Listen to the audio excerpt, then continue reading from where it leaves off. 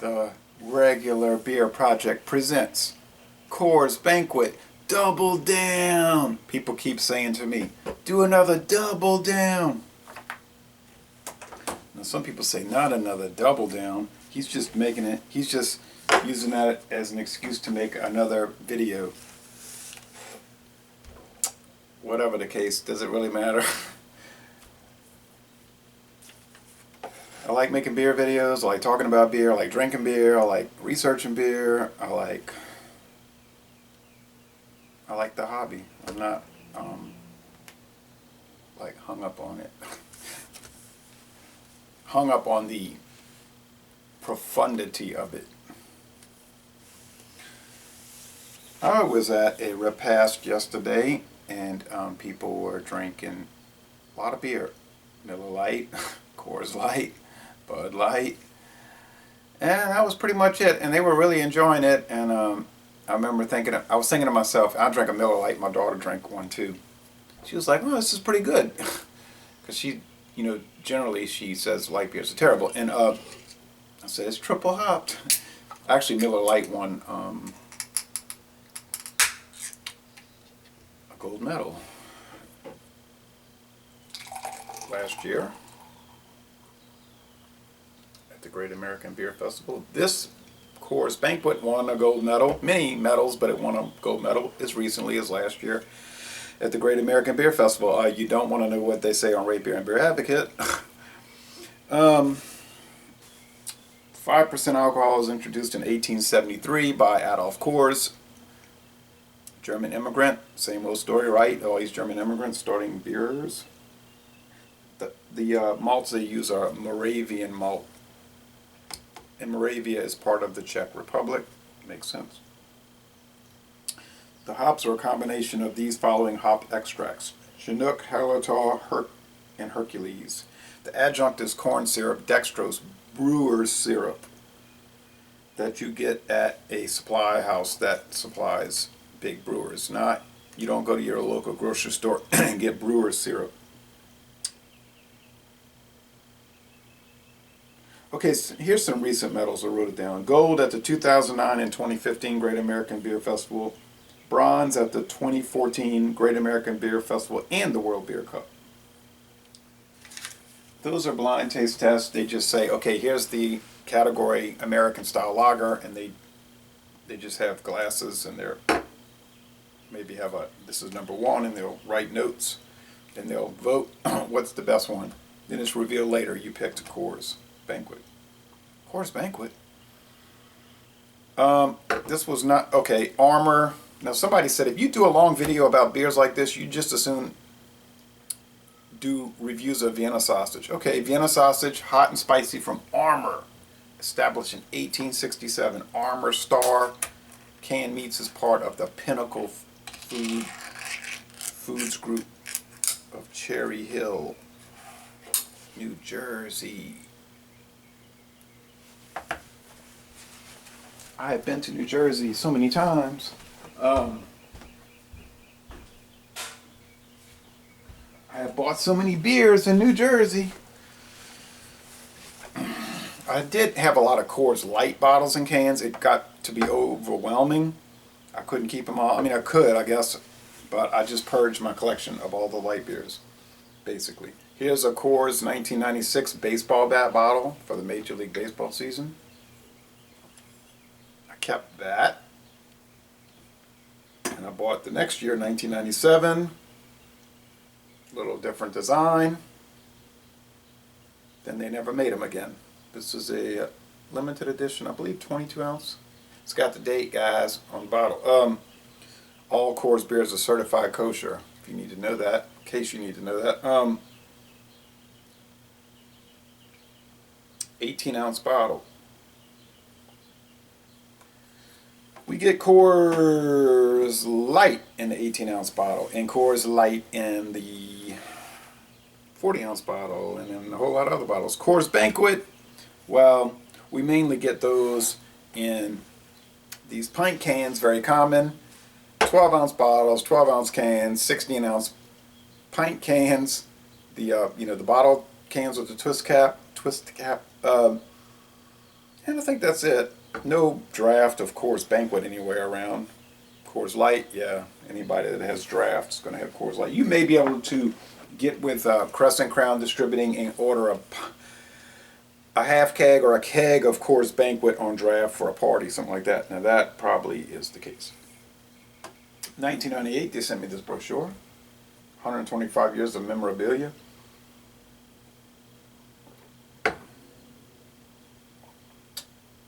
Printed in March of 1998 on recycled paper. And it's all about Coors memorabilia. It's like a major company for memorabilia. I'd like to go on their brewery tour in Golden, Colorado. There's some of the guys working at the brewery. When I was a child, you could not get Coors beer here until 1981 when it was first available east of the Mississippi River. Coors or Coors Light was not available in Indiana until 1991, 25 years ago. So it's only been in every state for 25 years, as hard to believe as that is. Back in the 80s, it wasn't really in the early 80s, it really wasn't a big player. And then the Mark Harmon commercials started around 85 with Coors Light, the Silver Bullet, and then it started to grow and grow. And now Coors Light is huge, one of the top selling beer brands in America and really the world. And Coors Banquet has been making a good comeback. Here's some old beer, barroom things with the sexy woman basically saying, if you drink Coors Banquet beer, good-looking women will want to go to bed with you. Probably not the case, but that's the message they're trying to send. You say, well, that's very crass for you to bring that up. Is that something you don't know already? This is when they were always selling malted milk for a long time, and especially during Prohibition, that was their ice cream and milk and malt, and they would sell malt extract and other things, and they would have a disclaimer: do not buy Coors malted barley or these hops or this yeast and this water and mix them together in this combination, or you will wind up with beer, which is illegal under this constitutional amendment. So they would warn people not to mix those items according to a certain recipe, or they would wind up with beer. So it was good that Coors warned people and gave them a very detailed rundown of what they should not mix and how to prepare it so they wouldn't wind up with beer and get in trouble. That was good. Coors Light was first introduced in 1941, you see here. Then the war started. America jumped into the war in 1941, or some people might say, yeah, was jumped into the war, but regardless of all that.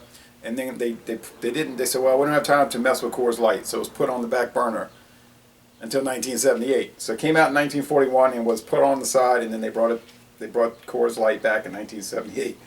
Interesting. Took a little break there, and there's some more stuff. Okay, enough of that.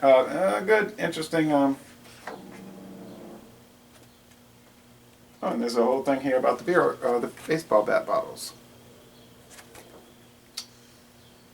So on and so on, and all the medals they've won over the years, and all about Coors Extra Gold, sort of their mystery beer that you can't find most places, which to me is better than Coors Banquet or Coors Light, but which we haven't seen since, in this state, about 1998.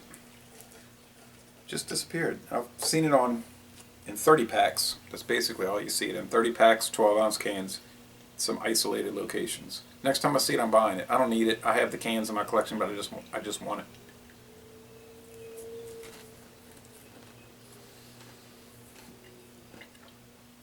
Some people say, no, it's called Extra Gold Lager today, not Coors Extra Gold.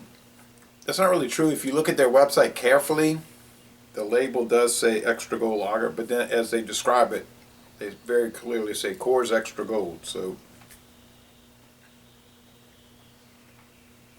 it's kind of like if you look at Ram trucks real carefully, you'll see a Dodge connection. I don't want to get into that.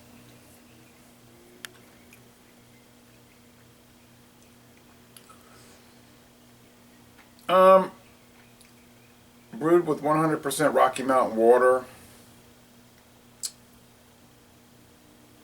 This is brewery number B? No. B1005161. I don't know. Is this using a different code than the Miller beers? I'm going to have to check this out. August 6, 2016. It's always been an attractive can. You know, you have that kind of khaki yellow with the cursor writing in the lines and Banquet. I mean, I've never seen a company that changes their bottle and can designs like Coors. They literally change them almost weekly. You could, if you're into beer can collecting and bottle collecting, you could basically only concentrate on Coors and you could fill your house with it. Yeah, this is a Falstaff glass. I have a Coors mug. It's ceramic or stone, and I don't have a clear Coors glass, but I would like to get one. You can order it, but I don't want to pay shipping. I'll save money by driving to the brewery in Colorado. But, you know, you go on the brewery tour there and go see the Rockies and tour the wonderful state of Colorado, etc.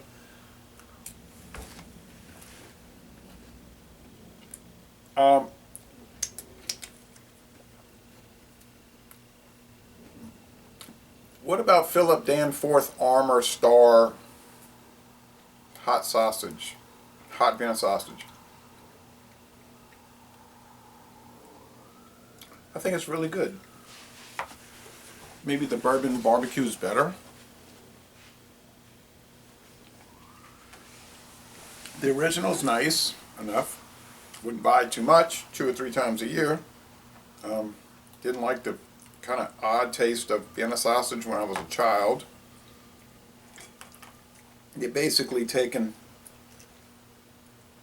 different cuts of meat, not exactly prime, and they're pulverizing it and reconstituting it as little sausages, taking the casing off, cutting it, and, you know, canning it.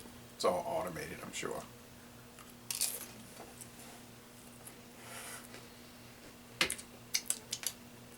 It's a fine little snack. I have not reviewed Libby's yet.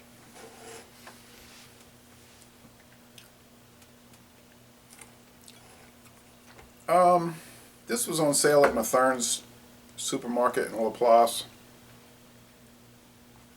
for $4.59 a 6-pack. $4.59 for a 6-pack of pint cans, which this day and age is a good price.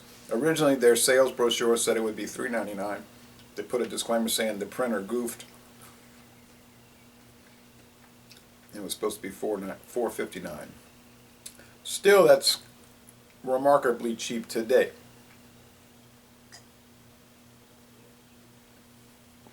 Walmart still has the Steel Reserve 6%. It was $3.99 for a few years. Now it's up to $4.29. I think I might go buy a few. If this would have been $3.99, I probably would have bought a case or two. You know, like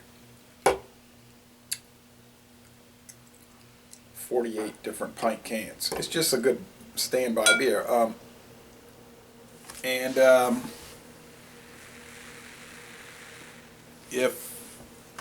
They also have Bud Ice. So they got Coors and Bud Ice pint cans, $4.59 6-pack. They were supposed to have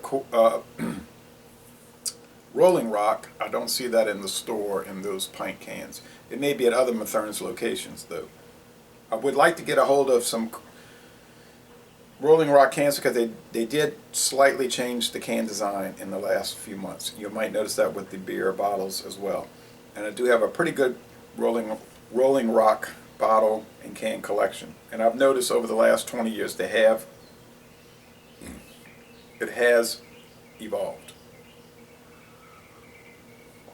Not to mention that the beer improved once Anheuser-Busch bought them out. In my opinion, I found that when Latrobe owned it, it always had some strange chalky undertaste, and it had like one of the most unpleasant aftertastes of any beer I was drinking. So, and then after the AB buyout in 2006, I was like, wow, it doesn't have that weird undertaste anymore.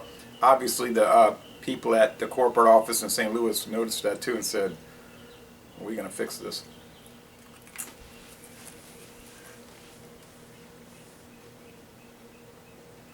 We went to eat at Fury's last night in Metairie, Louisiana, and I got this wonderful plate of spaghetti and meatballs and salad.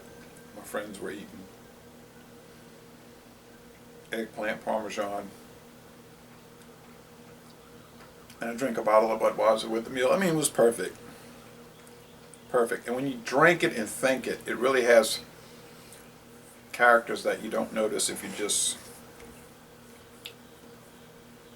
front and stunt, and you know what I mean, like trying to hate on it or something, trying to establish street cred in the beer reviewing community and all that.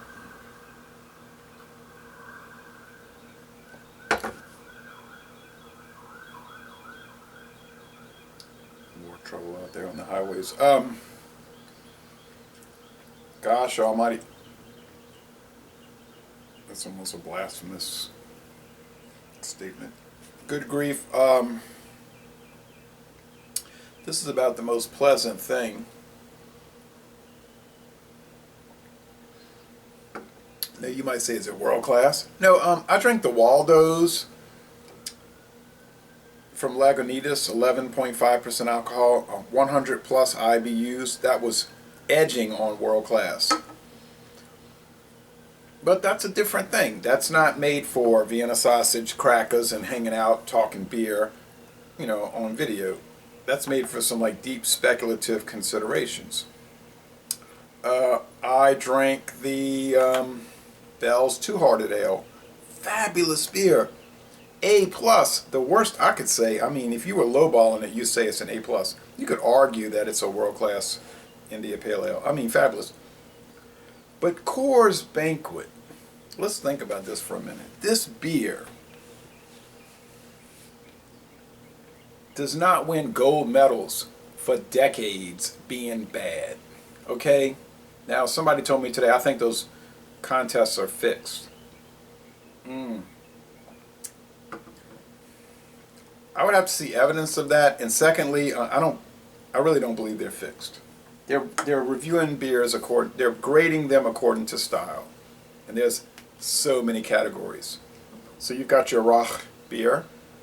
Okay, so you know the Rach beer, the Achschenkerler, is going to be different. It's not going to be Coors Banquet.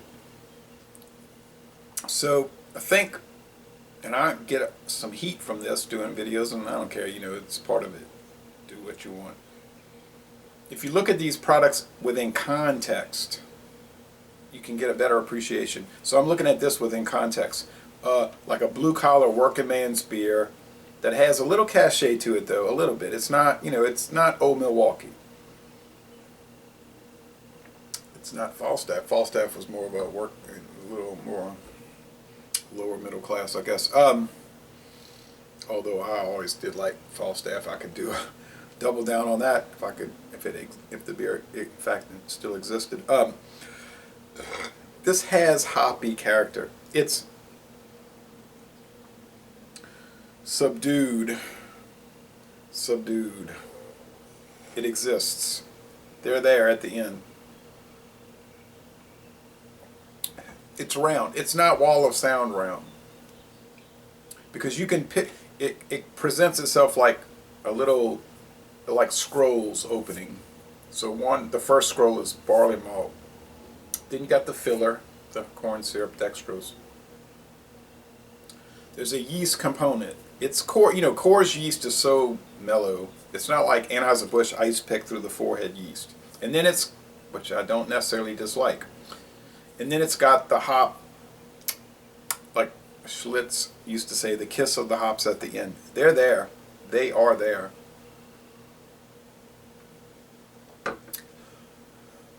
The body's light and watery, and the finish is crisp, clean, and refreshing. You know, honestly, if Coors Banquet has flaws and it has problems, I would love to know what they are. People say it has no flavor. No, I cannot agree with that. I cannot agree with that. It has flavor. It's not bold. It's not meant to be. but it has flavor, it has character, it has quality.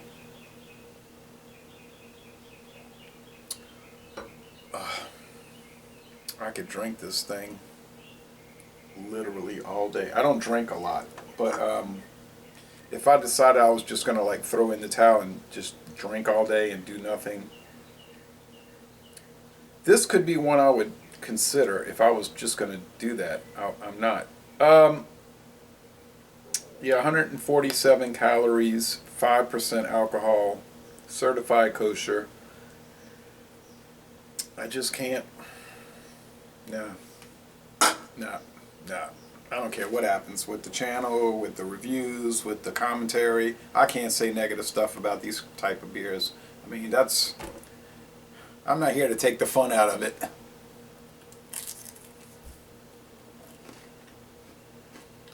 I'm mainly here to inject the fun into it. Honestly, if you want to be techno. If you want to be techno, as Larry Holmes said in 1985, I'm here to bring the fun into it. Oh yeah, this is great. It's great. I mean, it's just dynamite. Dynamite!